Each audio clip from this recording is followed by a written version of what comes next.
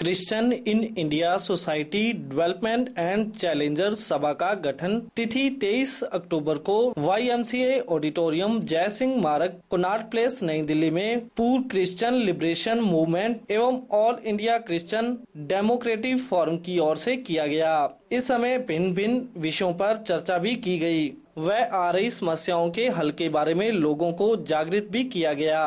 मुझे नहीं लगता कि उनको किसी आरक्षण की बैसाखी की आवश्यकता है जीवन में आगे आने के लिए, क्योंकि जो उनका बेसिक एजुकेशन का स्ट्रक्चर है वो एक मजबूत खड़ा करा है। और मैंने अपने जीवन के अंदर देखा, 1984 के अंदर जब मैं अपनी पढ़ाई कर रहा था, मैंने सिविल सर्विसेज की परीक्षा दी और सिविल सर्विसेज की परीक्षा के अंदर मेरा ग्रुप बी सर्विसेज के अंदर 1984 में सिलेक्शन हुआ।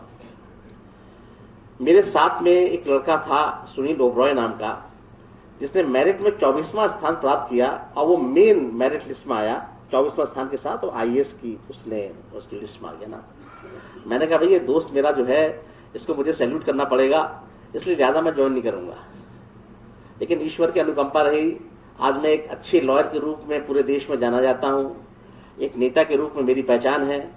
मैं उत्तर प्रदेश सरकार में मंत्री रहा और IAS भी मुझे प्रणाम करते हैं, नमस्ते करते हैं, प्रणाम करते हैं, सैल्यूट करते हैं। तो मैंने, ऐसा नहीं है कि अगर आप प्रयास करें तो कोई चीज असंभव है, लेकिन एक पुरजोर प्रयास होना चाहिए और एक पूरी शिद्दत और पूरी मेहनत और पूरी ताकत के साथ उसके लिए हमें प्रयत्न करना चाहिए। हम किसी से कम क्यों हैं अपने को आंकते हैं, हम ये हीन भावना से क्यों ग्रसित हैं? क्या हमें बैसाखी की जरूरत है?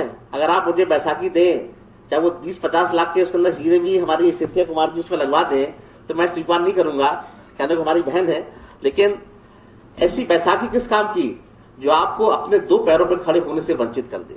आज के दिन, इस शुरुआत के समय कि बजाय प्रॉब्लम्स को देखने के या सॉल्यूशंस पे जाने के, जब हम एक आवाज उठाने की बात कर रहे हैं, एक विचार रखने की बात कर रहे हैं, एक मुहिम को शुरू करने की बात कर रहे हैं, उसमें 3 जो मुख्य बातें मैंने देखी हैं आज तक के अनुभव में, जो हमें अपने घर में सुधारनी है ना। जब हम कोई रेस में पार्ट लेने की सोचते हैं या कहीं कोई कॉन्फ्रेंस अटेंड करने जाते हैं तो अपना होमवर्क करते हैं, है ना। अपने सुबह उठते हैं, अगर बॉक्सिंग के कंपटीशन में जाना है तो अपने को स्वस्थ करते हैं, फिर एक्सरसाइज शुरू करते हैं, प्रैक्टिस शुरू करते हैं और फिर जाके उसको जाके अपने को रिप्रेजेंट करते हैं। 3 मुख्य चीजें हैं जो मैंने अभी तक के अपने दौड़ में देखी हैं, जो हमको ध्यान देनी है।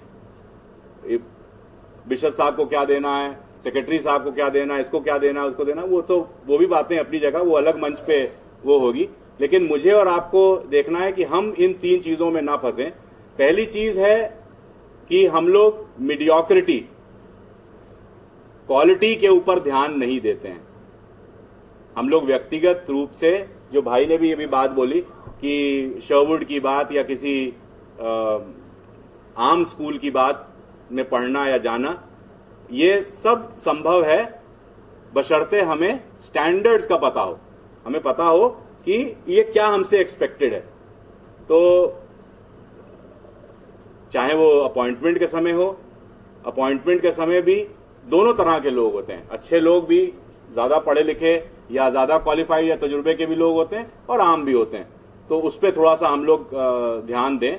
तो मीडियोक्रिटी अगर हम लोग थोड़ा सा एड्रेस कर पाएंगे तो मैं समझता हूं कि सेल्फ इंप्रूवमेंट या तैयारी हमारी हो सकती है। दूसरा, एडहॉकिज्म हम लोग एंजॉय करते हैं। चालू काम हो जाए, अभी काम हो जाए, इसके अंजाम क्या होंगे या ये इसके लॉन्ग टर्म रिपरकशंस क्या होंगे, इस पर हम लोग ध्यान नहीं देते हैं। अभी मेरा समय निकल जाए, मैं जब तक चेयरमैन हूं जब तक बात निकल जाए, मैं जब तक प्रिंसिपल हूं जब तक का ही मैं सोच के और विचार रखता हूं और प्रोग्राम बनाता हूं। इस पे थोड़ा सा हम लोग को सहयोग देना पड़ेगा अपने लीडर्स को, कि हम खुद मीडियोक्रिटी को इम्प्रूव करें। क्रिश्चियनिटी के जो हम लोगों के हक हैं उनको हम कैसे ले सकते हैं? मैं आप ही लोगों में से हूँ, कोई फेमस पर्सनालिटी नहीं हूँ, एक सोशल वर्कर हूँ। पिछले 21 साल से मैं अपनी NGO चलाती हूँ दिल्ली में, सुनिर्माण के नाम से। अभी कह के गए हैं उन्होंने, आशीष मैसी, डॉक्टर आशीष मैसी कह रहे थे कि वो एक पहले नॉर्थ इंडियन हैं जो माइनॉरिटी के चेयरमैन बने हैं।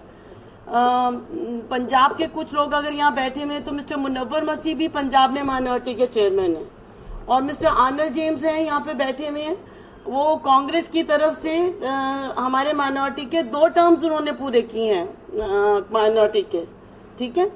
और बात किसी राजनीतिक दल को लेते हुए नहीं बात करूंगी, मैं ये बात करूंगी कि हम लोगों में, हम जो सब यहाँ बैठे हुए हैं, सबको बोल्ड होना चाहिए।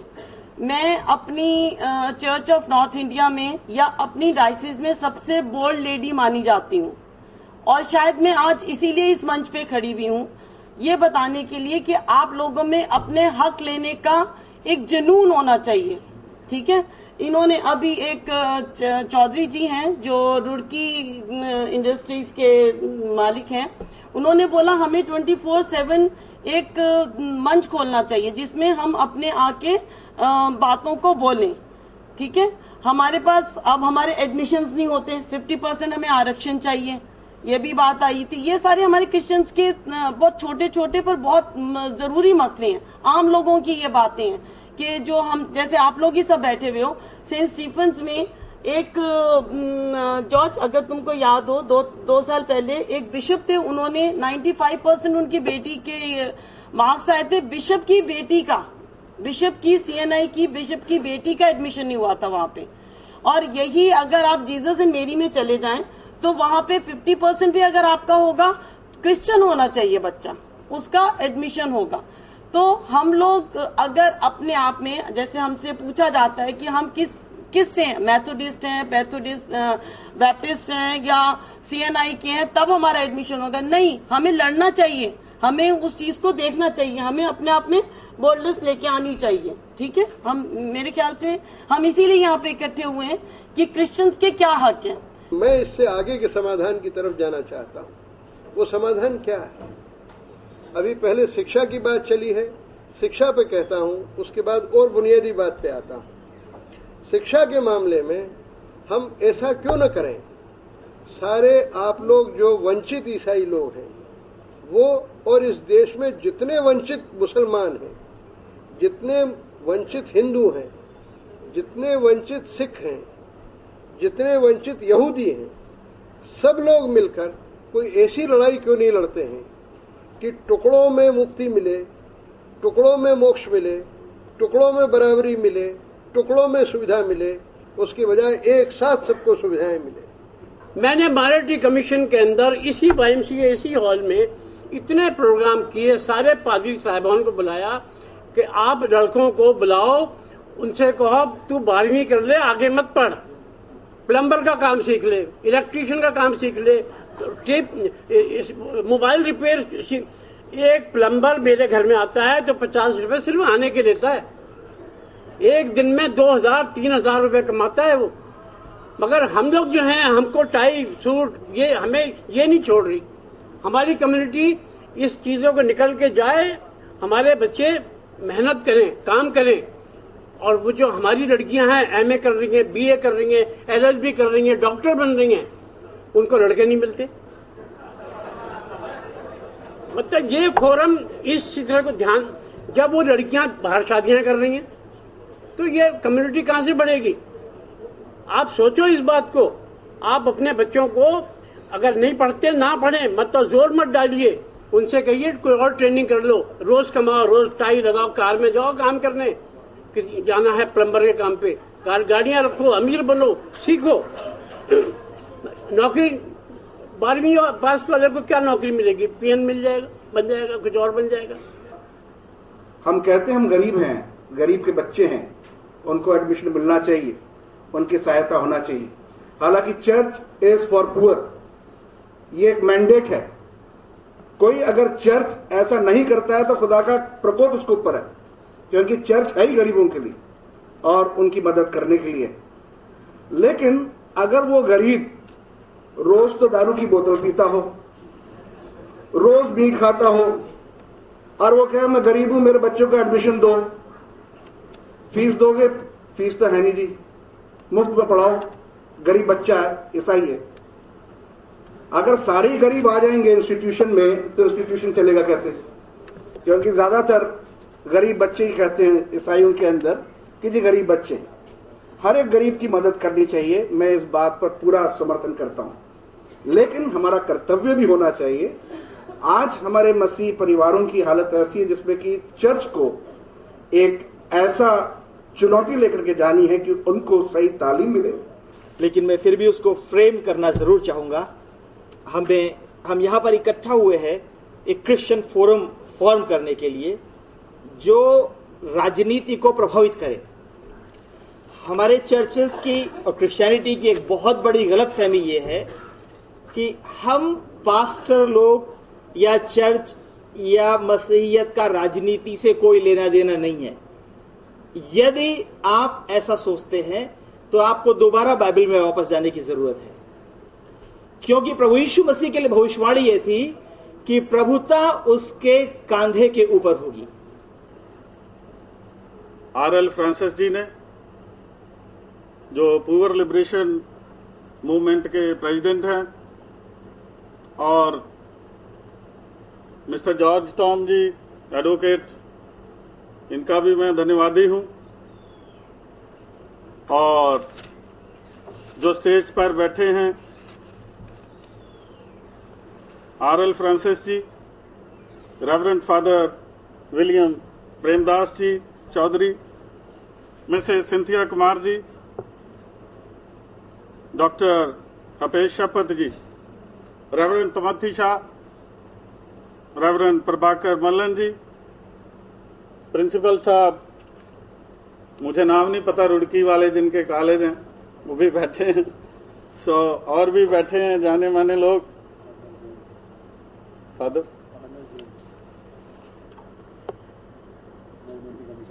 माइनॉरिटी कमीशन में जो जेम्स साहब रहे हैं उनका भी धन्यवादी हूं और आप सबका भी धन्यवादी हूं। आपने यहां आकर के इस मंच की जो रौनक बढ़ाई है, आपका अति धन्यवादी हूं। प्यारे भाइयों बहनों बुजुर्गों, यह बहुत सी बातें कही गई हैं और यह बात सबसे पहले अभी जॉर्ज साहब ने कही थी कि किसी लीडर ने कहा था कि यहां से ईसाई आए हैं वहां चले जाएं।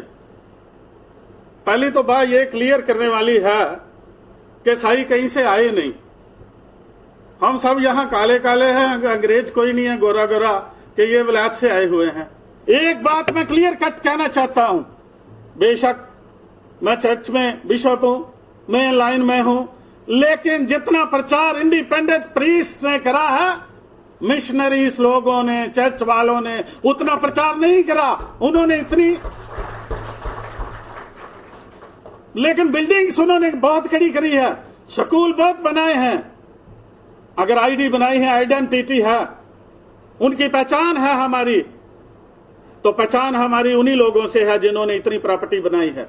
क्योंकि जब तक हमारी विरासत में, हमारी हिस्ट्री में, हमारे घर में, हमारे कुल में अगर प्रॉपर्टी ना हो, विरासत में कुछ ना हो, हमारे पास कुछ ना हो, हमारा बाप कुछ छोड़ के ना गया हो, अगर हमारे पास ही कुछ नहीं है तो हम क्या करेंगे। लेकिन उन्होंने चर्च बनाए, बिल्डिंग्स बनाई, स्कूल बनाई, हमारी पहचान बनाई, लेकिन जितना प्रचार इंडिपेंडेंट लोगों ने करा है उतना प्रचार उन लोगों ने नहीं करा है। मैं उनका धन्यवादी हूं, जितने भी लोग यहां आए हैं उनका अति धन्यवादी हूं। कब्रिस्तानों का मामला है, बरियल ग्राउंड्स के लिए हमने पंजाब के अंदर एक रिट डाली थी। उस रिट में खुदा की तरफ से एजी साहब, जो एजी मसीह जी जज हैं, वो थे, बेंच पे केस लगा था और वो बेंच ने 2 जजों के पास था और वो बेंचों ने सारी डिप्टी कमिश्नर्स जितने थे पंजाब के, मेरे पास नोटिफिकेशन है, सब के सब डीसी डिप्टी कमिश्नर्स को उन्होंने आदेश किया था कि ये जल्द से जल्द सरप्लस जमीन देख करके, पंचायत की जमीन देख करके, सेंट्रल गवर्नमेंट की जमीन देख करके, अगर कोई भी जमीन है तो वो ईसाई लोगों को कब्रिस्तान के लिए मुहैया करवाई जाए। यहां भी दिल्ली के अंदर भी जॉर्ज जी ने भी काफी लड़ाई लड़ी है कब्रिस्तानों के लिए और काफी लड़ाई ठीक भी हो गई है। वही पिटीशन का एक हिस्सा आप भी डालिएगा और आप डाल करके यहां भी वो सारी की सारी जो चीजें हैं वो चल